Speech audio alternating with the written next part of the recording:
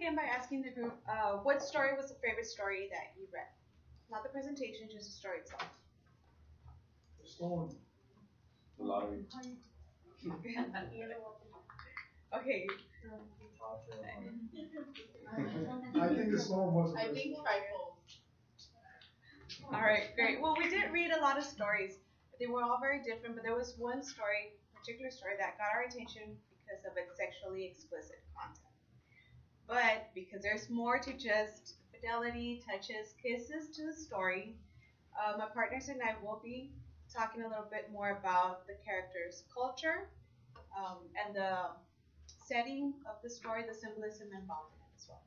My name is Judith Herrera. This is my partner Angel Reese and Raimundo Hernández.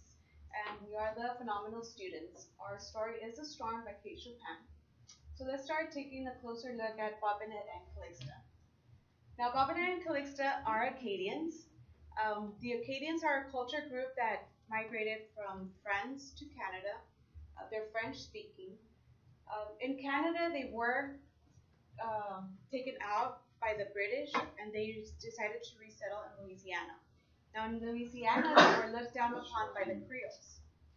The Acadians were considered a marginal group um, that were looked as peasants by the other more established communities there. And they're also known as Cajuns. Now, Cajuns usually marry among themselves. This is important to know in order for us to understand why Alcée and Calixta didn't marry each other, even though they had met while they were still single. Which brings us to talk about weddings. Acadian weddings have different customs. One of the customs is that they made the older siblings, the single ones, dance barefoot in the wedding reception to remind them of the poverty that awaits them if they do not form a family of their own.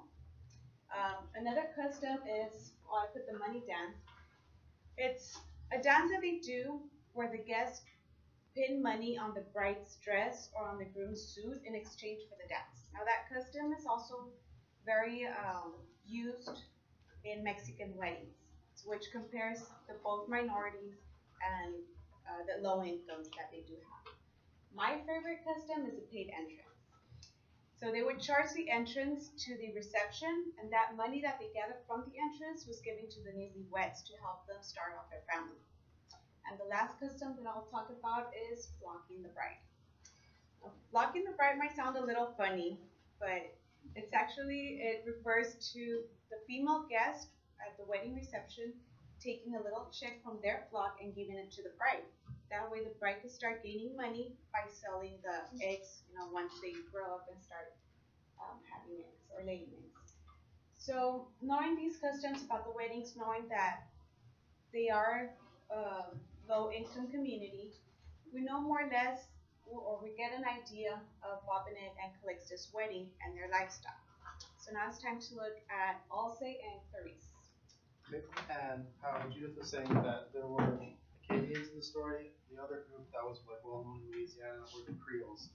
And we tried to take some pictures of this is like kind of more or less how they would look, and I'll explain why in a minute. But again, the Creoles were another group that lived in Louisiana, and these people were originally settlers that were French, Spanish, and Portuguese.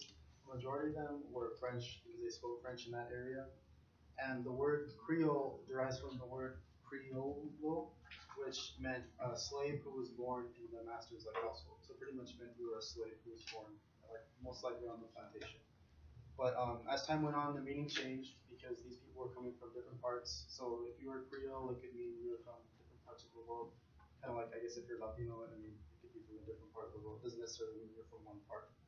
So, and specifically in Louisiana and in Kate Chopin stories, if you're a Creole, and Kate Chopin's a story, if you're a Creole, it meant you were one of the French-speaking population, and most likely like the upper class white people who own these giant plantations with slaves and things like that.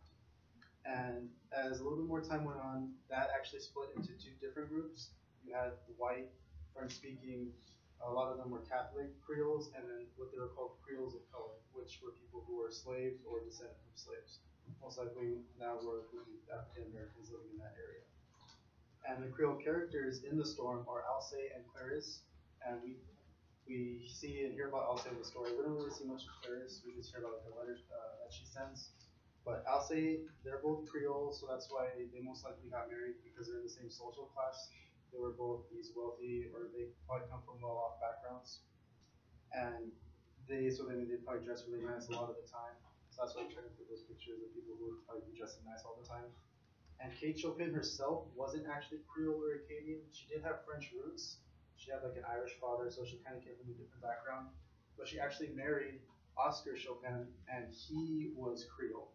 So by her marrying him, she was exposed to this culture, this Creole culture, all the stuff that it involved, and that's how she sort of included into her stories. Another big part of the Creole culture is their cuisine. And if you're not familiar with the Creole culture, you're probably familiar with the cuisine since you kind of live in that area along the Gulf Coast. They're really known for their seafood like shrimp, crawfish, catfish, oysters, all that type of stuff. They're also known for other staples like po' boys, and which is like a sandwich with all different kinds of stuff, and other stuff like jambalaya, which is like rice, all kinds of meat and stuff.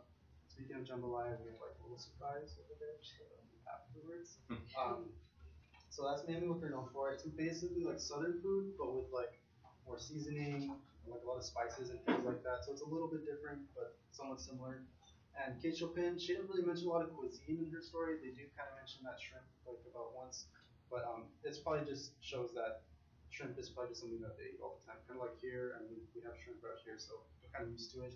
But that's just something that what they eat. So, but as far as the other stuff that she does mention, the symbolism and things like that, Angel will explain all that.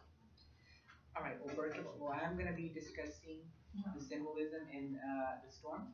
And first of all, as y'all already learned when y'all read the story, it takes place in Louisiana.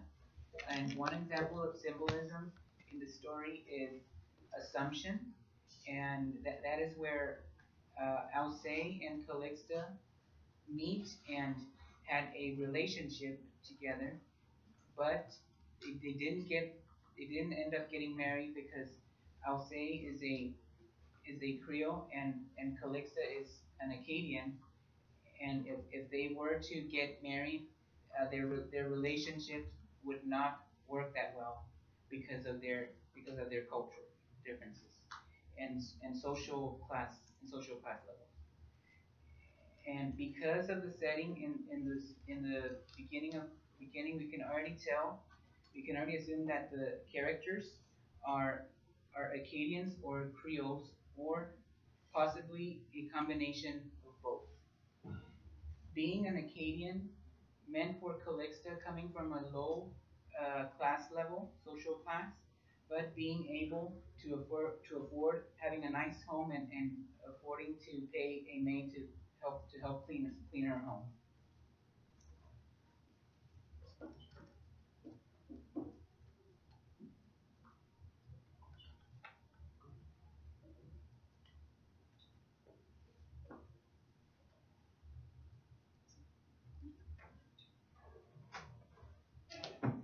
Okay, to give you a closer look at the Creole culture and cuisine, we brought a little jambalaya for the class to share. And we'll pass it around. Does anybody else have any questions? I just want to say something real quick.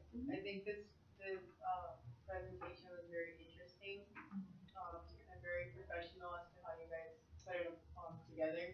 I really like the pictures. And yeah, it just looked very nice. So, well, Oh, yeah. Come up. You can put that in the comments, right? I had already submitted it. So what do you want me to do? She wanted to make sure that they really did. Well, I had already submitted it, so I didn't go back. All right, thank you very much.